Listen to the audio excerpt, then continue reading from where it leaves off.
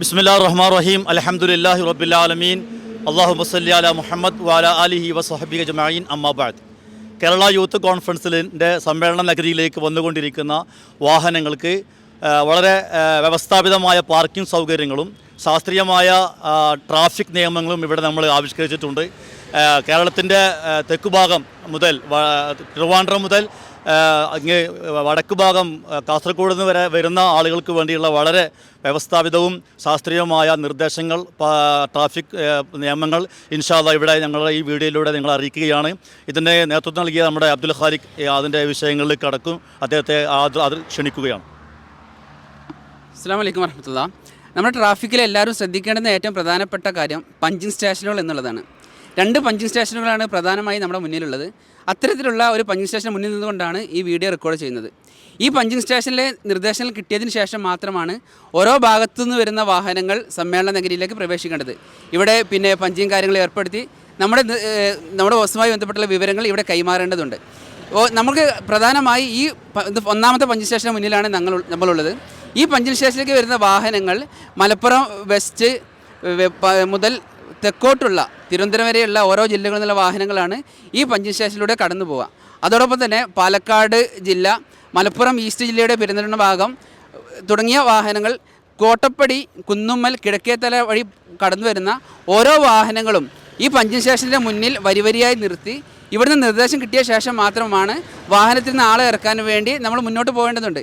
അതോടൊപ്പം തന്നെ മഞ്ചേരി വഴി കടന്നു വരുന്ന വാഹനങ്ങൾ, നിലമ്പൂരിൽ നിന്നുള്ള, അതേപോലെ വയനാട് നിന്നുള്ള, കൊടിയത്തൂർ ഭാഗത്തു നിന്നുള്ള എല്ലാ വാഹനങ്ങളും മഞ്ചേരി വഴി കടന്നു വരുന്ന ഓരോ വാഹനങ്ങളും എത്തേണ്ടതും ഈ ഒന്നാമത് പഞ്ചിങ് സ്റ്റേഷന് മുന്നിൽ തന്നെയാണ്. ഇവിടുന്ന് നിർദ്ദേശം കിട്ടി ഇവിടുത്തെ വളണ്ടിയർമാർ അടുത്ത വാഹനത്തിൽ നാളെ ഇറക്കേണ്ട പ്ലോട്ടിലേക്ക് പോകാൻ നിർദ്ദേശം നൽകുമ്പോൾ മാത്രമാണ് ബസ് ഇവിടുന്ന് പോകേണ്ടത്. ഈ ഒരു വിവരം എല്ലാവരും ശ്രദ്ധിക്കേണ്ടതുണ്ട്. നമ്മുടെ ബസ്സിൻ്റെ ഡ്രൈവർമാർക്കുമൊക്കെ ഈ വിവരങ്ങൾ ശരിയായ രീതിയിൽ കൈമാറേണ്ടതുണ്ട്. രണ്ടാമത്തെ നമ്മുടെ പഞ്ചിങ് സ്റ്റേഷൻ വരുന്നത് വള്ളുവമ്പറം വഴി വരുന്ന വാഹനങ്ങൾ, കോഴിക്കോട്, കാസർഗോഡ്, കണ്ണൂർ എന്ന ഭാഗത്തു നിന്ന് കൊണ്ടോട്ടി, വള്ളുവമ്പറം വഴി വരുന്ന വാഹനങ്ങൾക്കാണ് നമ്മൾ രണ്ടാമത് പഞ്ചിങ് സ്റ്റേഷൻ ഏർപ്പെടുത്തിയിട്ടുള്ളത്. അത് ഏർപ്പെടുത്തിയിട്ടുള്ളത് പിന്നെ മദീൻ അക്കാഡമി എത്തുന്നതിന് തൊട്ട് മുമ്പാണ് ആ പഞ്ചിങ് സ്റ്റേഷൻ ഉള്ളത്. അപ്പോൾ അവിടെ വരുന്ന ഓരോ വാഹനങ്ങളും അവിടെ നിർത്തി നിർദ്ദേശം കിട്ടിയതിന് ശേഷം സമ്മേളന നഗരി കഴിഞ്ഞതിന് ശേഷമാണ് ഈ വാഹനങ്ങളെ ആളെ ഇറക്കേണ്ട പോയിന്റ് വരുന്നത്. ഒന്നാമത്തെ പഞ്ചിങ് സ്റ്റേഷനിൽ സമ്മേളന നഗരി എത്തുന്നതിന് തൊട്ട് മുമ്പായി വാഹനങ്ങൾ ബസ്സിൽ നിന്ന് ആളെ ഇറക്കാനാണുള്ളത്.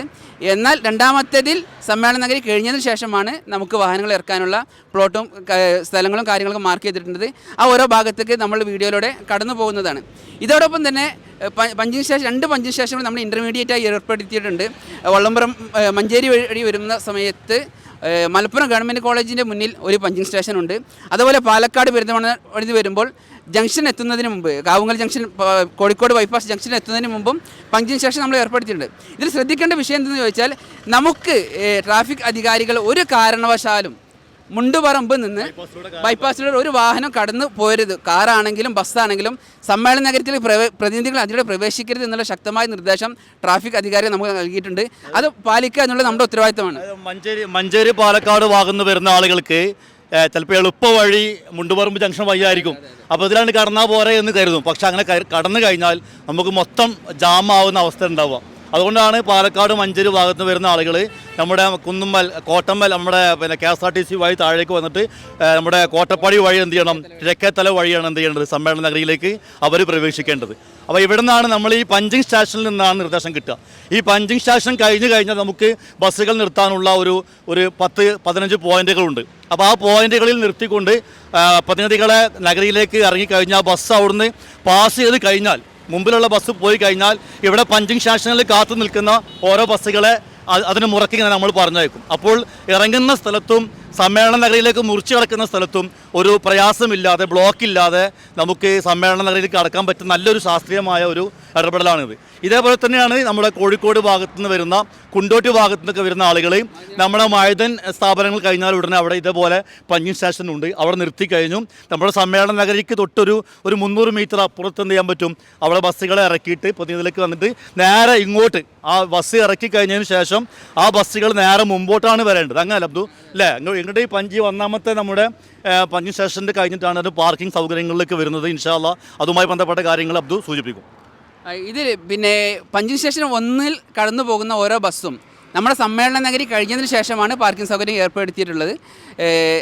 പഞ്ചിങ് സ്റ്റേഷൻ 2 വഴി വരുന്ന വാഹനങ്ങൾക്കും സമ്മേളന നഗരി കഴിഞ്ഞതിന് ശേഷം മലപ്പുറം റോട്ടിലാണ് പാർക്ക് ചെയ്യുന്ന സംവിധാനം ഏർപ്പെടുത്തിയിട്ടുള്ളത്.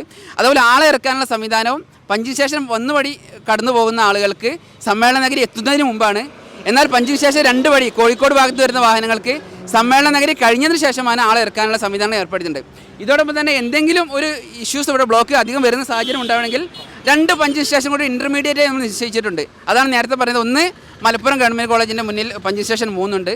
അതേപോലെ പാലക്കാട് മലപ്പുറം റോട്ടിൽ MSP എത്തുന്നതിന് മുമ്പായി പഞ്ചിങ് സ്റ്റേഷൻ 4 ഉണ്ട്.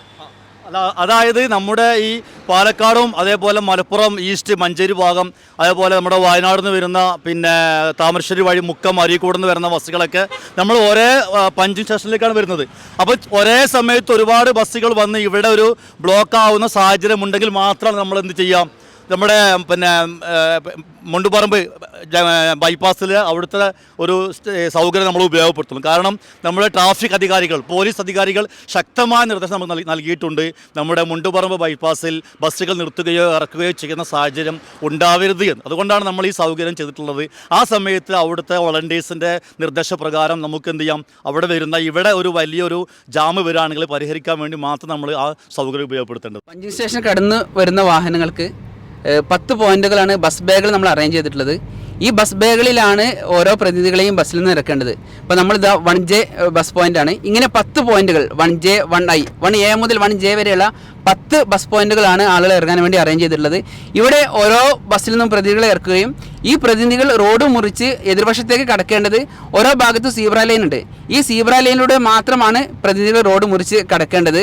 അങ്ങനെ ഒരു ബസ് പോയിന്റ് ആളെ ഇറക്കി കഴിഞ്ഞാൽ ആ ബസ്സുകൾ ഇവിടുന്ന് പോവുകയും പഞ്ചിങ് സ്റ്റേഷനിൽ നിന്ന് അടുത്തൊരു ബസ് ഈ പോയിന്റിലേക്ക് എത്തുകയും ചെയ്യുന്ന ഒരു സിസ്റ്റമാണ് നമ്മൾ സജ്ജീകരിച്ചിട്ടുള്ളത്. അതുകൊണ്ട് പഞ്ചിങ് സ്റ്റേഷനിൽ എത്തുന്ന എല്ലാ വാഹനങ്ങളും അവിടെ നിർത്തി നിർദ്ദേശം കിട്ടിയ ശേഷം മാത്രമാണ് നമുക്ക് ഈ ബസ് ബേകളിലേക്ക് വരേണ്ടതുള്ളൂ.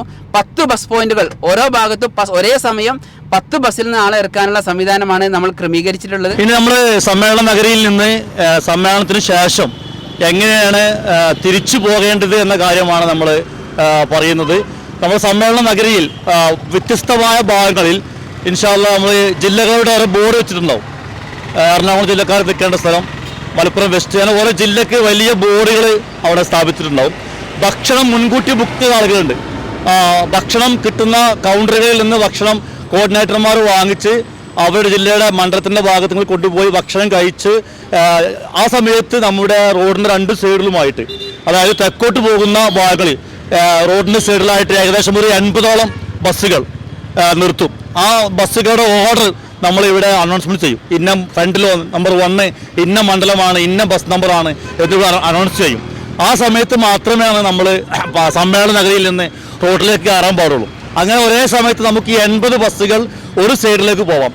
നേരെ ഓപ്പോസിറ്റ് സൈഡ് റോഡിനപ്പുറം നമുക്ക് കോഴിക്കോട് ഭാഗത്തേക്ക് പോകുന്ന കണ്ണൂർ മംഗലാപുരം അല്ലെങ്കിൽ കാസർഗോഡ് ഭാഗത്തേക്ക് പോകുന്ന ബസ്സുകൾക്ക് റോഡിന് എതിർ സൈഡിൽ ഇതേപോലെ നമുക്കൊരു 80ഓളം ബസ്സുകൾ ഒരേ സമയത്ത് പാർക്ക് ചെയ്യാൻ സാധിക്കും.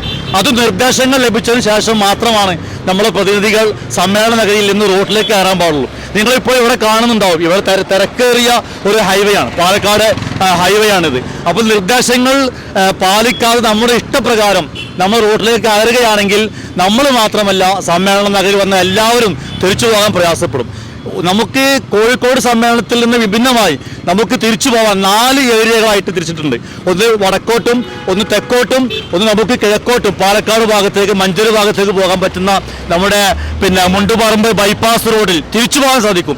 നമ്മൾ വരുമ്പോൾ മാത്രമാണ് ബൈപ്പാസിൽ നമുക്ക് നിർത്താൻ സാധിക്കും. പക്ഷേ തിരിച്ചു പോകുമ്പോൾ നമുക്ക് മുണ്ടുപറമ്പ് ബൈപ്പാസിൽ എന്ത് ചെയ്യാം, മലപ്പുറം ഈസ്റ്റ് പാലക്കാട് ജില്ലകൾക്ക് എന്ത് ചെയ്യാം, ഒരേ സമയത്ത് 80ഓളം ബസ്സുകൾ പാർക്ക് ചെയ്യാനുള്ള സൗകര്യമുണ്ട്.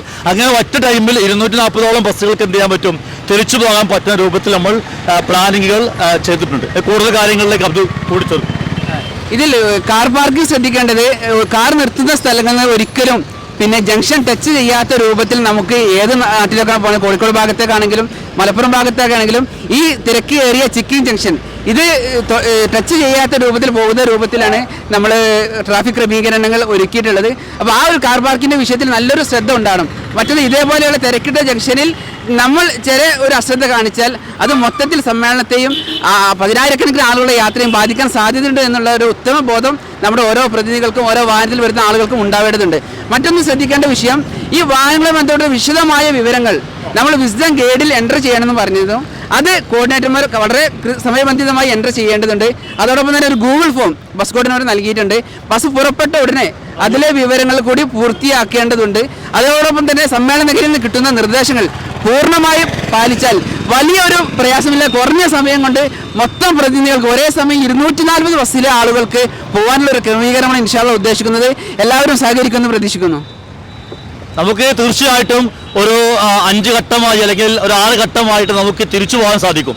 നമ്മുടെ എല്ലാവരുടെയും സഹകരണം പൂർണ്ണമാണെങ്കിൽ നമ്മളെല്ലാവരും ആ സമയത്ത് നമ്മൾ സ്വയം വളണ്ടിയർമാരായി നമ്മൾ സ്വയം നിയന്ത്രിക്കുകയും നിർദ്ദേശങ്ങൾ നമ്മുടെ നേതൃത്വം നൽകുന്ന നിർദ്ദേശങ്ങൾ കൃത്യമായി പൂർണ്ണമായി ശ്രദ്ധയോടുകൂടി പാലിക്കുകയും ചെയ്യുന്നവരാണ് നമ്മളെല്ലാവരും. പ്രത്യേകിച്ച് നമ്മൾ സമ്മേളന നിലയിലേക്ക് വരുന്ന എല്ലാവരും അതിന് തയ്യാറായ ആളുകളുമാണ്. എങ്കിൽ കൂടി ഒന്നുകൂടി ഓർമ്മപ്പെടുത്തുകയാണ്, പലപ്പോഴും ചില ആളുകൾ നമുക്ക് പെട്ടെന്ന് നമ്മുടെ ബസ്സുകൾക്ക് പെട്ടെന്ന് പോവാം, നമുക്ക് പെട്ടെന്ന് ഇവിടെ രക്ഷപ്പെടാമെന്ന് ആരും വിചാരിക്കരുത്.